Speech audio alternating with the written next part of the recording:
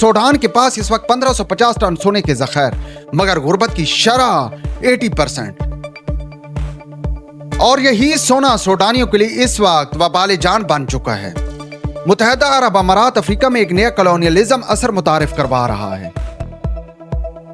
क्या मुत्तहिदा अरब अमारात सूडान पर कब्जा करना चाहता है? सूडान ने 1956 के अंदर बरतानिया और मिस्र से आज़ादी हासिल की। आज़ादी से पहले सूडान को एंग्लो इजिप्शियन सूडान कहा जाता था। सूडान की अपनी एक तहजीब है, लेकिन इस सब के बावजूद इस वक्त सूडान के अंदर लोग एक दूसरे का गला काट रहे हैं, और इसकी वजह है सोना। सूडान का शुमार दुनिया की उन 10 बड़े ममालिक में होता है जहां सोने के वसी ज़ख़ायर मौजूद हैं।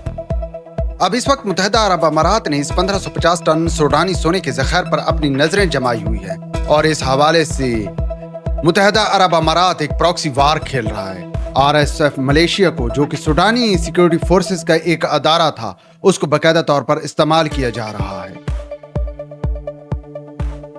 अब RSF और दूसरी जानिब सूडानी हुकूमत का अदारा SAF के दरमियान बाकायदा तौर पर झड़पें हो रही हैं। जनूबी सूडान के अलहदा होने के बाद सूडान के अंदर RSF का क़याम अमल में लाया गया, और जब हुकूमत की जानिब से RSF को ख़त्म करने का ऐलान किया गया तो RSF के उस वक्त के सरबराह ने हुकूमत के खिलाफ बगावत कर दी और अपनी उस सिक्योरिटी अदारे को बाकायदा तौर पर एक मलेशिया के रूप में दुनिया में मुतारिफ करवा दिया, और सोने के ज़ख़ायर के हवाले से गवर्नमेंट के साथ बाकायदा तौर पर झड़पें शुरू कर दी। 2023 से लेकर इस वक्त तक RSF और SAF के दरमियान बाकायदा तौर पर झड़पें हो रही है, और इस जंग का ईंधन एक आम आदमी बन रहा है। हालिया रिपोर्ट सामने आने के बाद ये कहा जा रहा है कि इस जंग के नतीजे में कमो बेश 18,000 से ज्यादा अफराद को RSF की जानिब से मार दिया गया है, क्योंकि मुत्तहिदा अरब अमारात इस वक्त अफ्रीका के अंदर एक नया कॉलोनियलिज्म असर मुतारिफ करवा रहा है। अफ्रीका के बहुत से ममालिक के अंदर मुत्तहिदा अरब अमारात के अपने फौजी अड्डे मौजूद हैं। चाड और नाइजीरिया के अंदर भी मुत्तहिदा अरब अमारात ने सोने और यूरेनियम के ज़ख़ायर पर अपनी नजरें गाड़ रखी हैं।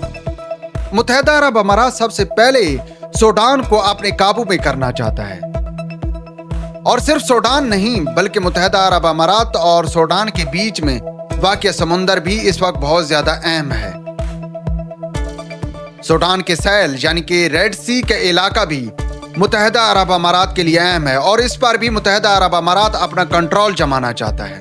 और अफ्रीका इस वक्त इस कदर कमजोर हो चुका है कि अफ्रीका के अंदर आराम से कोई भी प्रॉक्सी वार लड़ी जा सकती है, और इसकी बुनियादी वजह यह है कि पिछली सदी के दौरान अफ्रीका के अंदर पहले फ्रांस और बरतानिया ने अपनी प्रॉक्सी वार जारी रखी, जबकि सर जंग के जमाने में रूस और अमेरिका के दरमियान अफ्रीका बाकायदा तौर पर प्रॉक्सी वार का अड्डा रहा।